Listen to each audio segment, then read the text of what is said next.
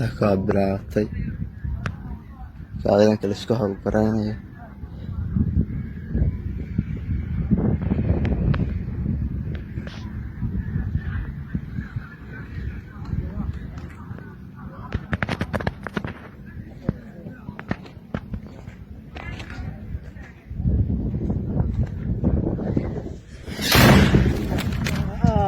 لا إله إلا الله محمد لا إله إلا الله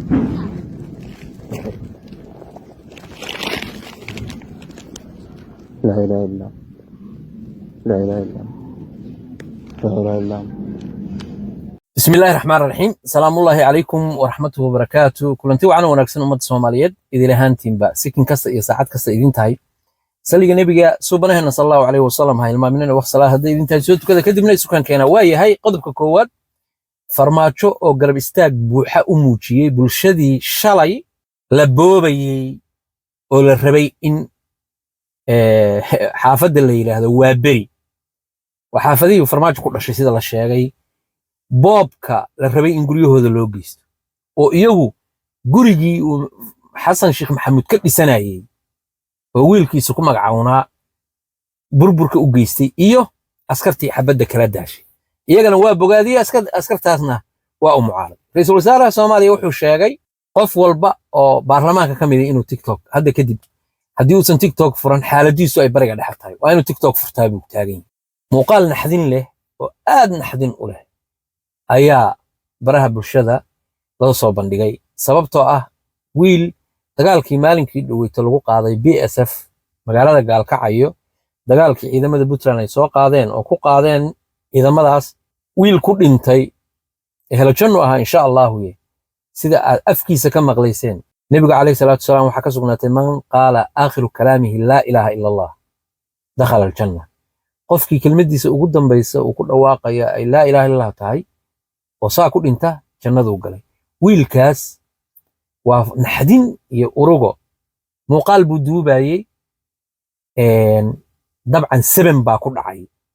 hooyadiis oo waalanna oo dhimirka ka xanuunsanna way ag joogtay marka war maxaa kugu dhacay dhiikaama muuqdo ka kacme hadallo xoogaa isdhaafsan bay ku hadlaysaayo hadalkeeda waxa laga fahmayaa xataa laakiin sida xogta la qoraayo hooyadiis oo xanuunsan oo dhinaca dhimirka ka xanuunsan ayaa waxay mooday inuu iska dhacay waxba kuguma dhicin ka kac meesha bay leedahay laakiin waa uu dhintay isagoo shahaadanayo waa khasaaraha uu keeno wax macno ah oo laga faa'iideeyana aysan jirin iyo natiijo ka soo baxaysa inuu nin xukun ku sii haysto naf iyo dhiig qof muslim ah lagu macnaha lagu gooyay inuu ku sii haysto oo xukun ku sii dheeraysto waa iska qadar ilaahay iyo Soomaaliya dhexdeeda ka jirta wadamada caalamka kama jirto hadda anaga doorashan galeynaa wadankan dhiig ku daadan maayo dhiig ma jirto ma jirto qalin uun baa loola soo baxaya lag hadda waxaan rabnaa inaan cunsuriga kaga tuurno haddii ilaahay sababtoo ah sanadkii hore doorkii horeyna khiyaameeno qolo yiri muslim baan nahay oo magac isku sheegay baa yiri waa codan waaba soo bixi waayeen 2 milyan oo codana waa nagala hareen markaas xisbiyadii loo codayn jiray oo aan cunsuriga ahayn baa daaqada ka baxay ilaa xaggaasay wada aadeen ajnabigii oo dhan cid walba leh marka hadda insha Allah qolihii kala loo codaynayo qoliyaas daaqada ka bixin ma umaleynay qalin baa lagu kala baxaa qalinka sanad dhowrkii sano 4 sano soo dhaafay bay dadka ciqaabayeen hadda iyagana gacan lagu ciqaabaya insha Allah marka dadna kuma dhimanayo oo dad ku dhimanaya ma jiraan waa qalinka meel walbana waa saas oo caalamka kamid laakiin inaga waka si xukunka uu u sii joogo waa inuu dad laayaa wiilka shahaadanaya oo macnaha ilaahay rumaysan oo ay ka caddahay oo muuqaalkaas uu duubayay ay ka caddahay isagoo shahaadanaya in nafta ka baxday baa caddaynaya wax uu ku dhintay aan la garanayn niman u socday inay ku duulaan qori Maxamed sidan Cameroon Gaalkacyood wax badan baan ogahay oo daawasho dagaal ku dhintay dagaalka isagoo daawanaya oo ku dhintay meel walbana waa saas oo Soomaaliya kamid waayahay maxaa Cabdullaahi Farmaajo warbixin dheer buu soo qoray waxa uu ku soo qoray Facebookiisa waxa uu aad uga hadlayaa oo cambaaraynaya foolxumada iyo boobka lagu hayo dadka waa beri imisa talo foolxumadaas lagu sii hayn doonaa waa cajiib qaramadii midoobay way baxeen qorshuhu wuxuu ahaa xasan sheikh way ogaayeen niyo gaaladani waa mucjiso ma ogtahay wayba ogaayeen xasan sheikh inuusan xilkaa inta dhammaysto suga tegeen go'aan bayba horay u sii qaateen 2 sano markuu hayay in ay ka bixi doonaan dalka nimankaas muslinlayska ahina loo bannayn doono marka hadda Jubaland iyo Puntland iyo Somaliland waxay u badan yihiin inay nimanka ka badbaadaan laakiin koonfurtu xasan wuxuu u diyaarinayaa 4 sano isaga laftigiisa heshiiskooda ahaa sida loo malaynayo hadda 4 sano inay rabshada iyo ka daayaan wuxuu boobi karo oo boobo wuxuu dhici karo oo dhaco kadibna iyaga uu baneeyo meesha waa systemka hadda loo malaynayo waana sida beesha caalamku ay markii hore u diyaarisay waana wax hadda socda waxa la yaab leh marka xamse cabdi barre wuxuu taagan yahayba TikTok ka furtaan dadkan baarlamaanka fadhiya wasiirada kulligood TikTok ka furtaan TikTok maxaa lagu hayaa TikTok cay fadeexad qabaycil cay gabar qaawan oo la soo bandhigay mid iyadu dabada lulaysa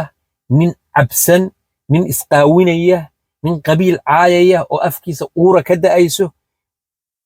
bakteeriya iyo cudur iyo fidmo iyo belo waxaan ahayn miyaa lagu soo kordhiya bal meeshu meel culimo joogtaa TikTok uu dadka u tilmaamaya ninkan madaxa gees ka diirani ma meel ay culimo joogtaa ma meel wanaagsan ba soo god bahala galeena maaha soo god qabyaalada laga afuufa maaha soo god ummadda lagu ceebaya maaha soo god gabdhuhu intay soo fariistaan niman baa soo fariisanaya ninku dabada ma kaaga tegay haa gabarda adduunka waxaa maarag soo meesha noocaasi ka dhacayaan maaha soo meesha qabaa'ilka laga buufinayo oo balaayada laga sheegayo sooma subxaan allah dadka wanaagga ka shaqeeya oo TikTok jooga waxa ka badan 99.9 dadka xumaanta la jooga inta samaha dadka ka faafisa inta dadka uga kaalmaysa oo uga tarta inta dadka wanaagga faafisa aad bay u yiri waxay noqonayaan galaas biyo ah oo bad lagu daray galaaska biyaha ah oo biyo macaani haddii bad lagu daro ma macaan bay noqonaysaa baddu soo dhanaan ma waa saas oo kale maba la arkayaba wanaagaba lama arkayo saa markaa rugtid oo kun jeer socotid baad arkaysaa wax kaa nixiya wax wadnaha ku gooya wax kaa qoslisiiya oo aad qosolkooda oo xataa qosolka aad qoslaysaa uu yahay wax foolxuma oo qaawananaya belo iyo dhib iyo masiibo ah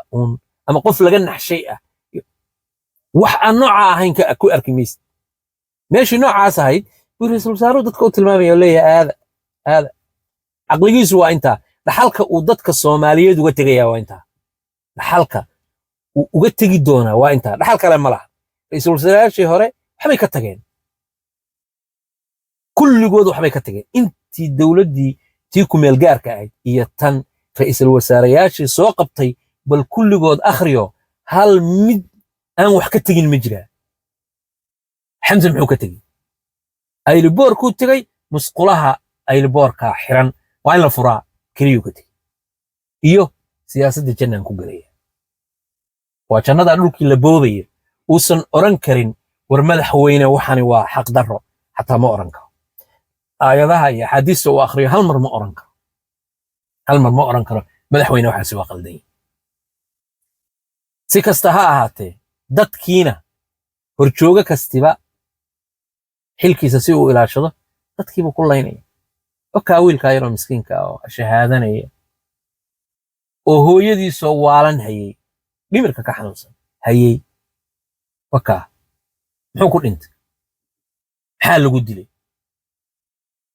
kan ku soo tuuray sebanka oo ku dhuftay muxuu ku dilay wiilka yarka ah oo miskiinka ah oo hooyadiisa oo gurigooda ku dhex jira muxuu ku dilay lama garanayo qiyaamihii baa taagan macnaha wuxuu ku dilay hebel si uu xukunka u joogo xasan sheikh baa ciidamadan lacag siinaya deni baa la rabaa xukunka in laga tuuro si aan deni xukunka looga tuurin baa wiilkaani u dhintay ha iyo xasan sheikh si uusan meesha u soo gelin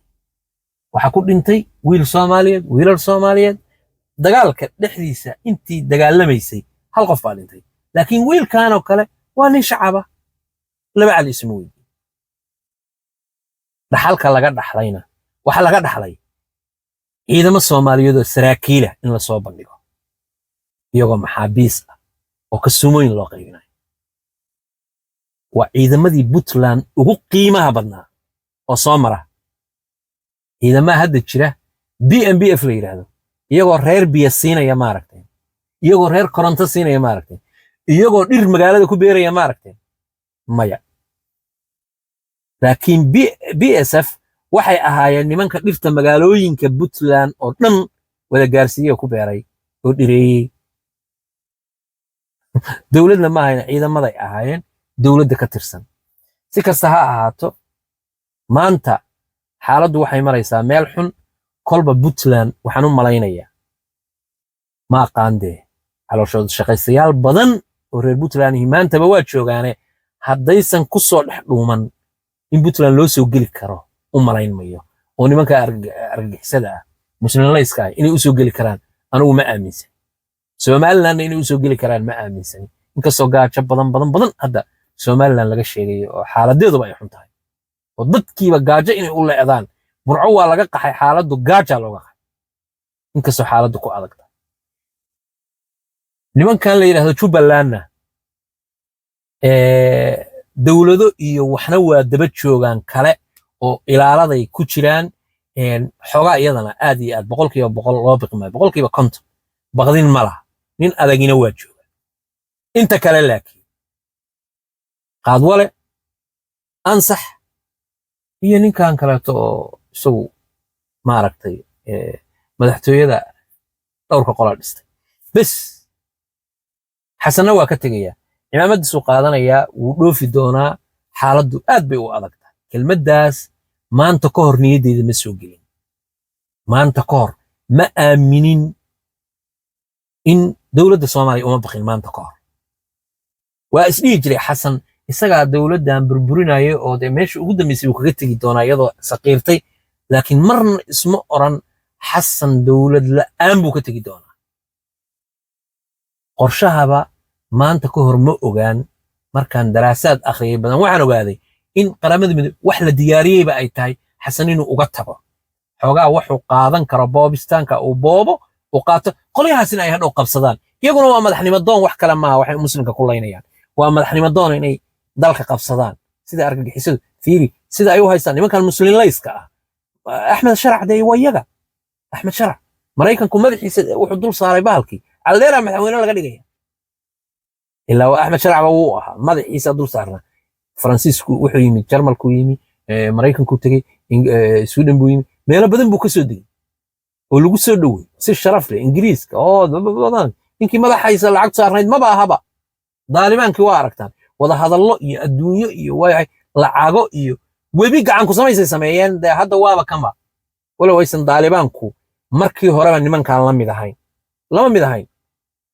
daalibaanku niman xukun haystay oo xukunka iyaga laga qaaday sheeko noocaas ah nimankaasina markaa ku soo dhex dhuunteen bay ahay intaasaan ku soo gabagabeynaya dalka Allahu subhanahu wa ta'ala salaamu alaykum wa rahmatullahi wa barakatuh nabadgelyo nabadgelyo